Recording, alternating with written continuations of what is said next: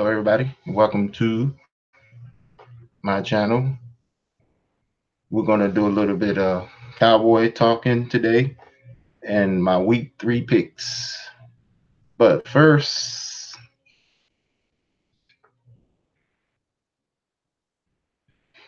congratulations to the Cleveland Browns. They finally got one. So I'm going to take a toast, a drink to the Cleveland Browns.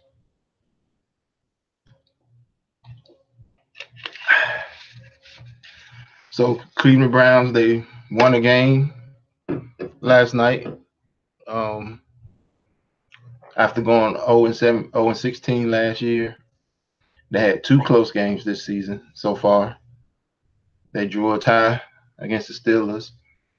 They could have won that game, and then they could have won last week against New Orleans. Played them tight. So congratulations to the Cleveland Browns. And I think they got probably gonna have about 4 to 6 more victories in them this season. I think they're on the right path. So let's talk some Cowboys, some Cowboy talk.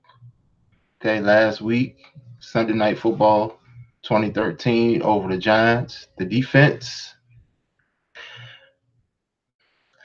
it's all right to give up a garbage time touchdown, but that one was too easy.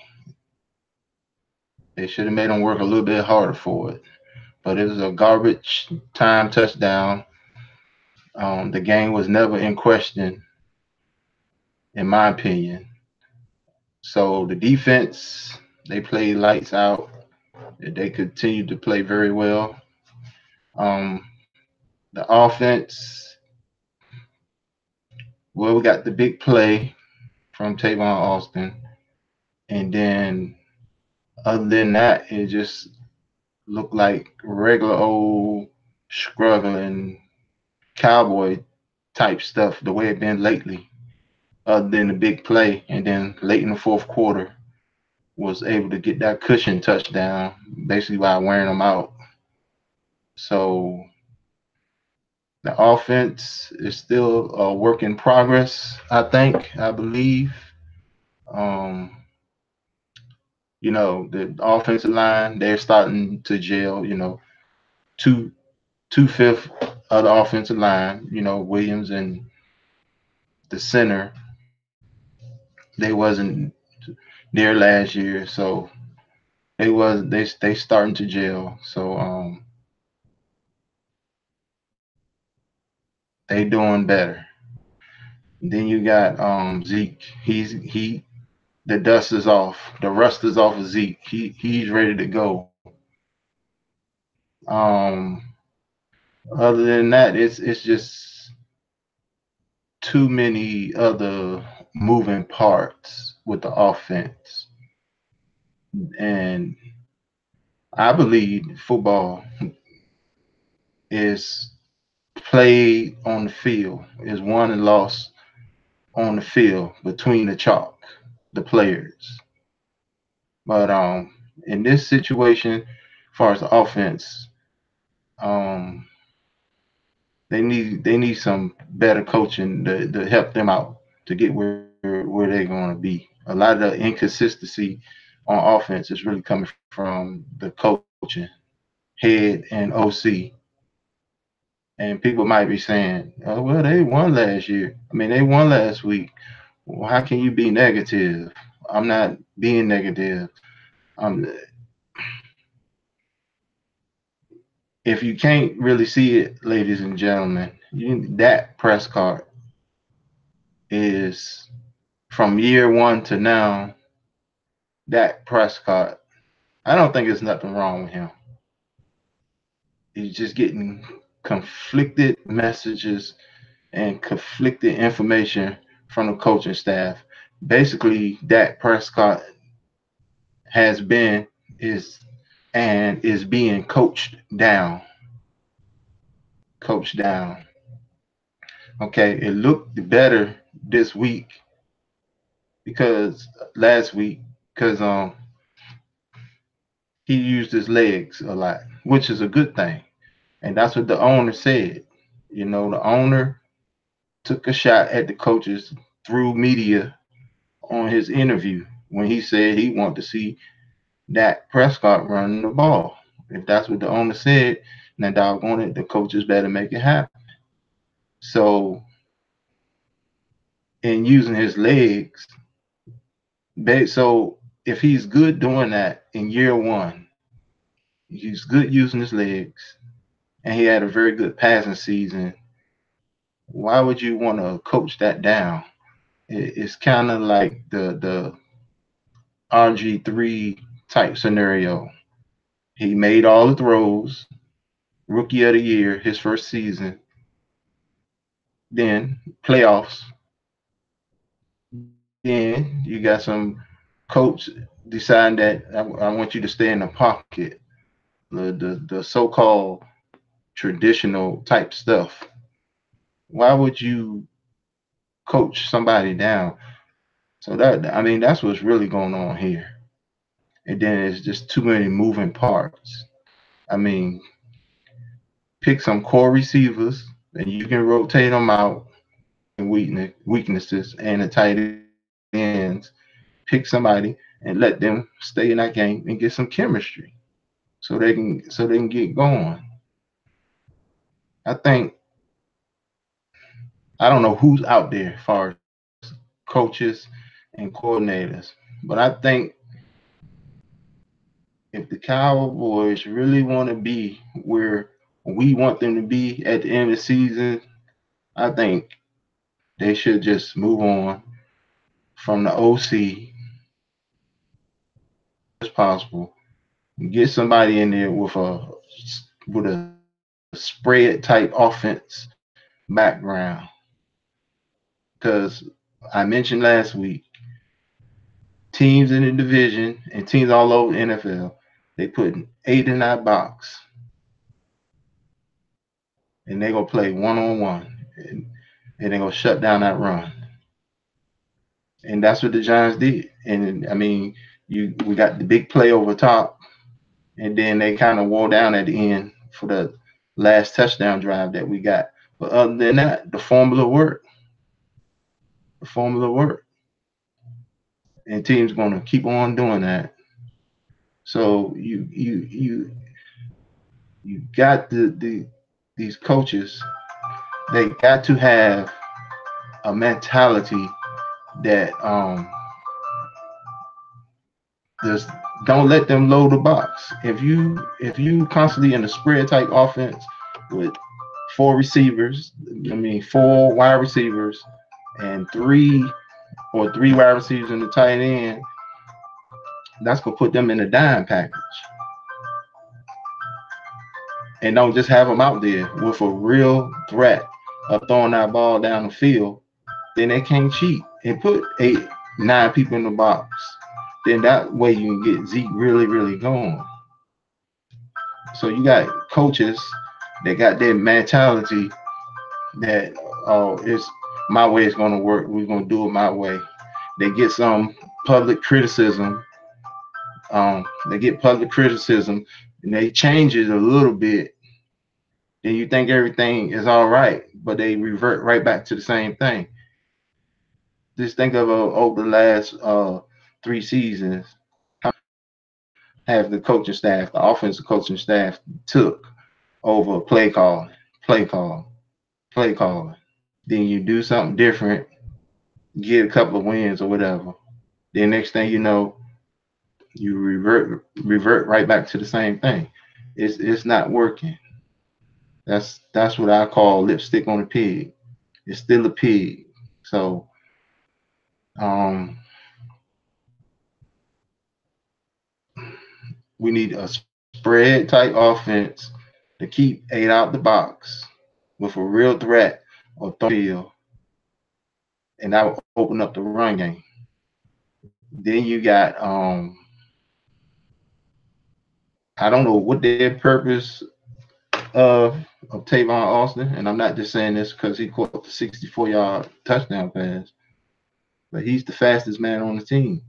Uh, he ain't no gadget player to me, I want him lined up wide. You put Cole Beasley out wide. I say wide. Ain't nobody's not gonna double him. You put some real speed, a real threat out there. They're going a safety will be looking over.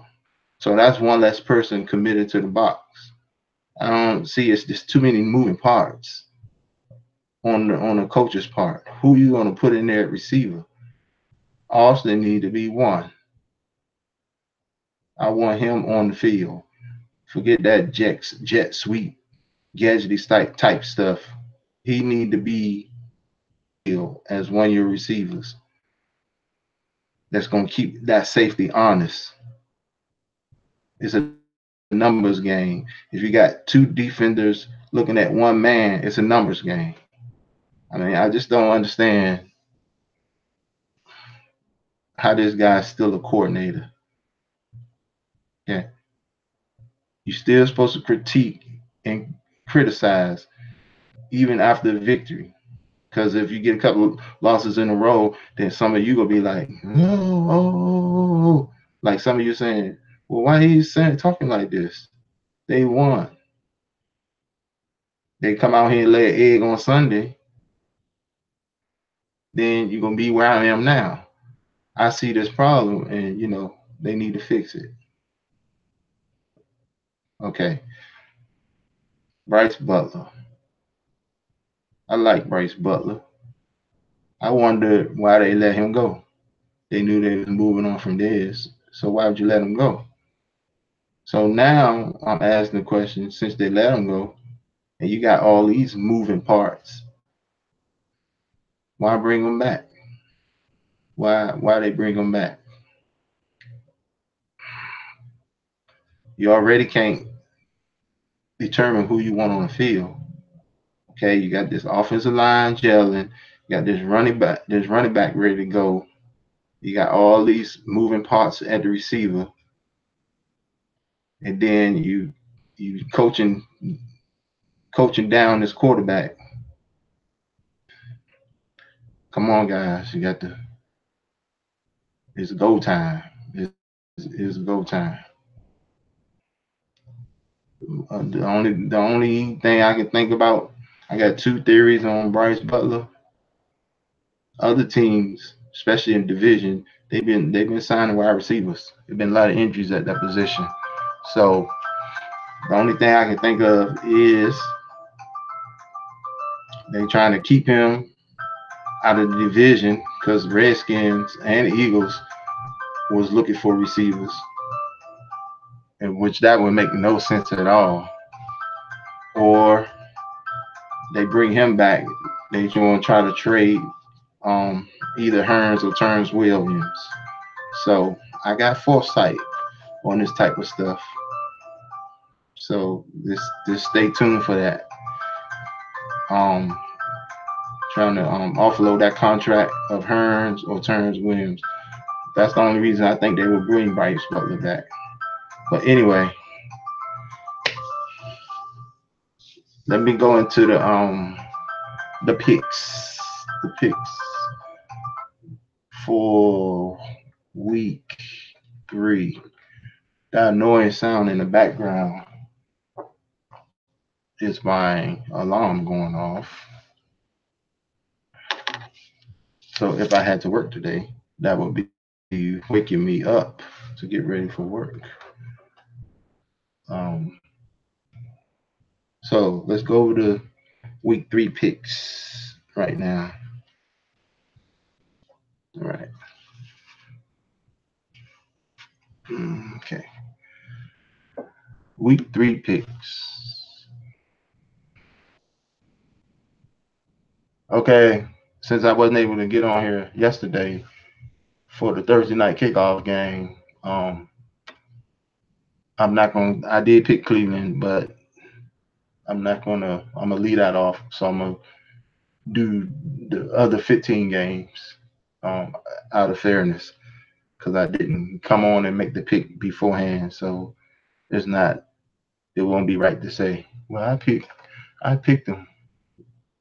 So Oh, by the way, last week I was 8-7-1. So I'm gonna have to pick up my game. I'm gonna have to step it up on these picks. So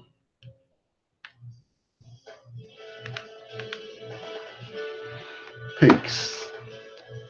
This is a very interesting game. New Orleans, Atlanta.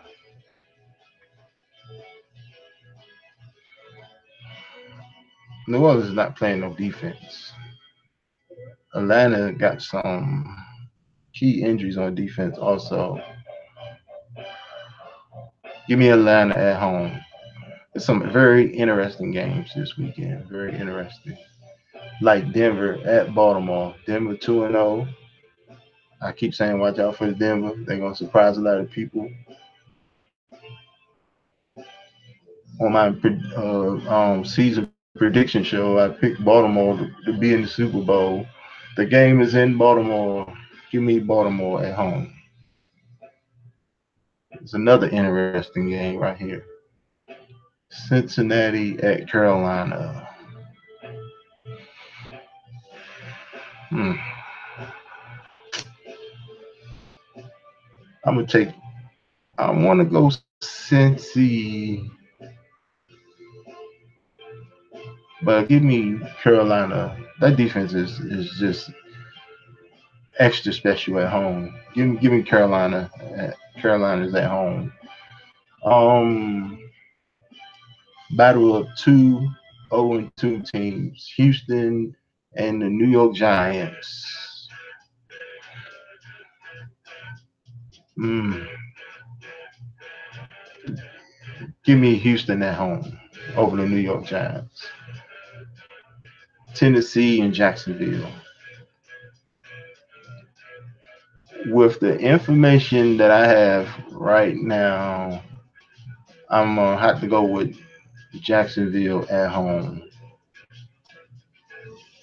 I think Marcus Mariota was going to be a game time decision, but him not being healthy, um, because I'd be more than bold enough to take Tennessee on the road in Jacksonville with their starting quarterback. But give me Jacksonville at home. This is an interesting game. San Francisco at Kansas City. Um, give me give me Kansas City. Um, Oakland at Miami. Miami is at home. It's something about Miami. When you think they turned the corner and they ready to roll, they give up one. They lose one. It is a 1 o'clock start. Oakland coming to the East Coast.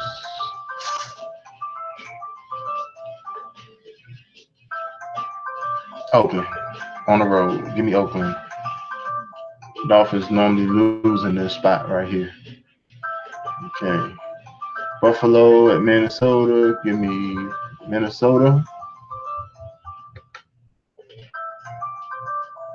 This is an interesting game right here. There's a lot of interesting, hard to pick games. You got Indianapolis coming, going to Philadelphia.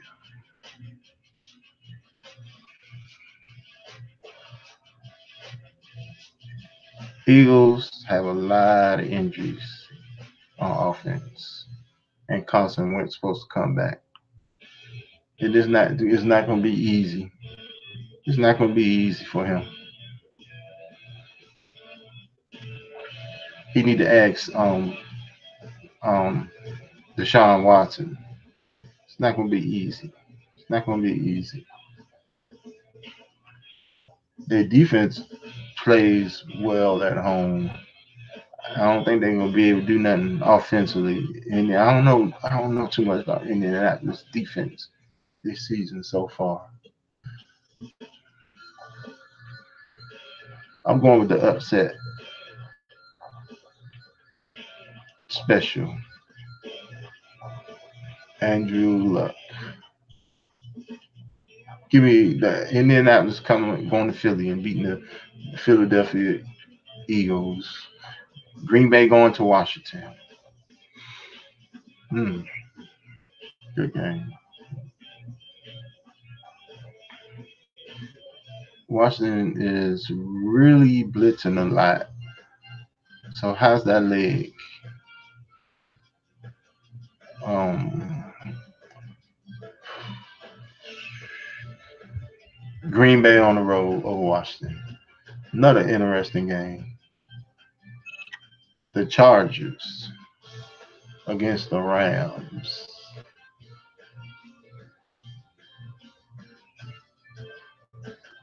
Give me the Rams. The Rams are at home. Give me the Rams. I'm not gonna make that harder than it have to be. Give me the Rams. Cincinnati. I mean, I'm sorry. Chicago and Arizona. Chicago and Arizona at Arizona.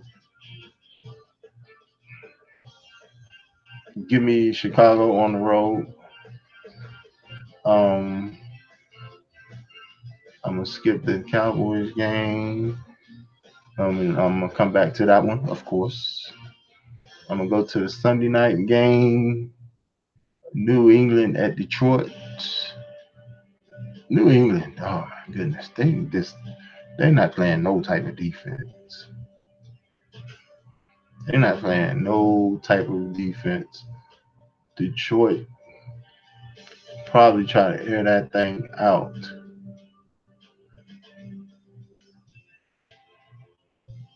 Give me Belichick over his disciple Matt Patricia. Give me New England over Detroit in Detroit. Another interesting game.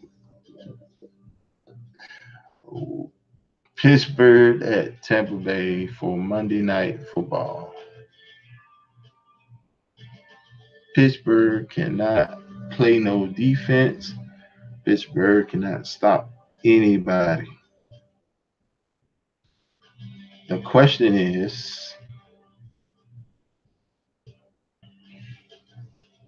this Fitz magic, the Fitz magic everybody talking about.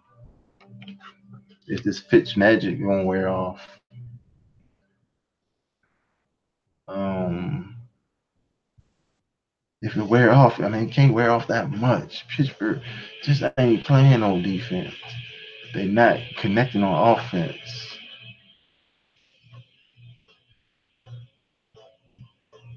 Can Pittsburgh really be 0-2-1 after 3 games?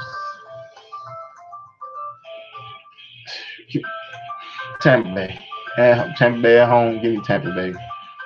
Pittsburgh is I can see Pittsburgh's gonna be in self destruct mode. Okay, so let's go back to Sunday. Cowboys at Seattle. See, don't worry about Seattle roster because for some reason, if you're hurt, if the players are injured,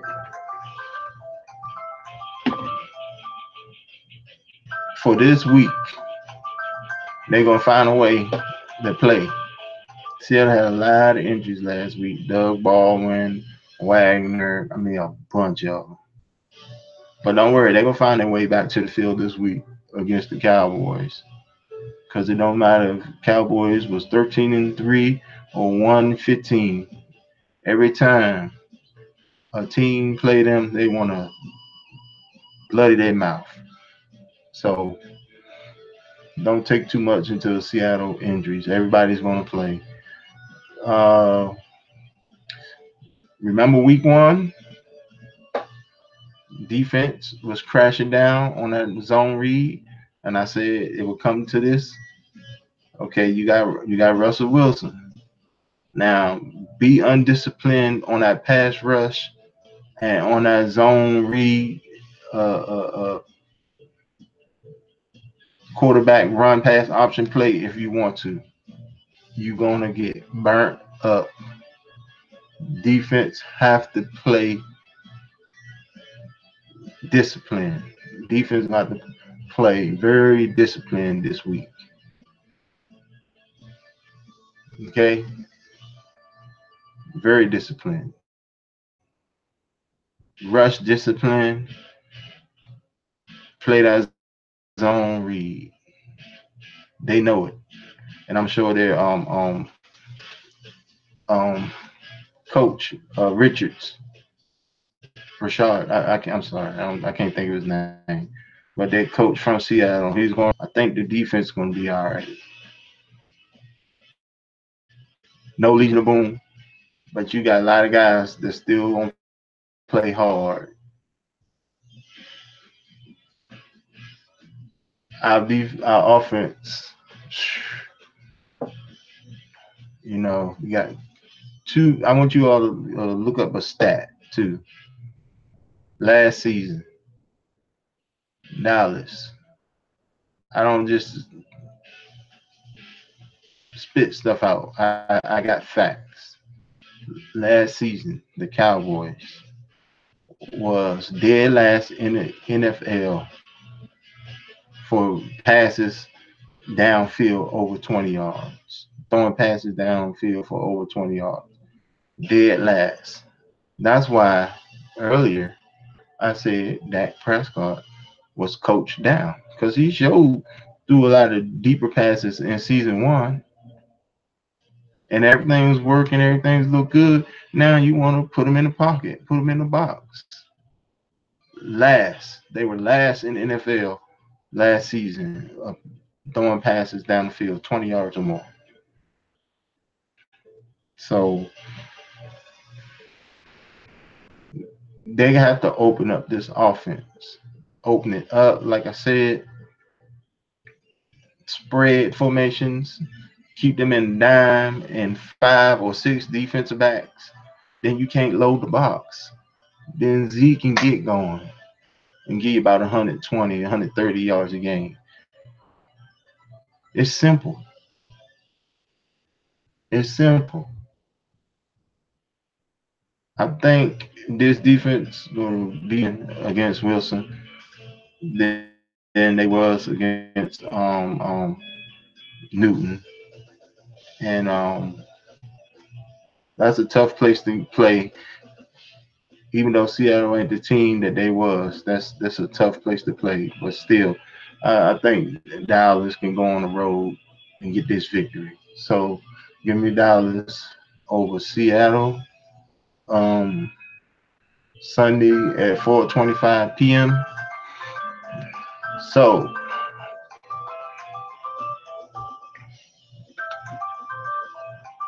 I was 8-7 last week, 8-7-1. I deferred on the Cleveland pick because I didn't do it before the game took place. Even though I even though I went for Cleveland, I'm deferring on that pick this week because I didn't come on live before the game. So that's the Falcons over New Orleans, Baltimore over Denver, Carolina over Cincinnati, Houston over the Giants, Jacksonville over Tennessee, Kansas City over San Francisco, Oakland on the road gonna beat Miami because this when you think Miami about to move to start moving, they go backwards. Minnesota over Buffalo, Indianapolis gonna go into Philly and beat Philly. Green Bay will go to Washington and beat Washington. That's just how I'm picking those games. I'm not picking it because I'm NFC East Cowboys. That's just I'm just picking. Um, I want to give Chargers a chance over the Rams, but I'm not going to change that pick. Rams over Chargers, Bears over Arizona, Dallas over Seahawks. Sunday night game, New England over Detroit. Pupil beat student, and Monday night Pittsburgh is going 0-2-1. So that's my week 3 picks and Cowboys talk for this week. Um,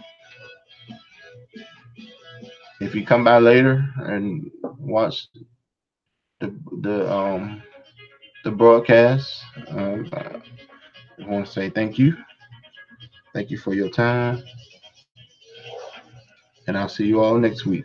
Thank you.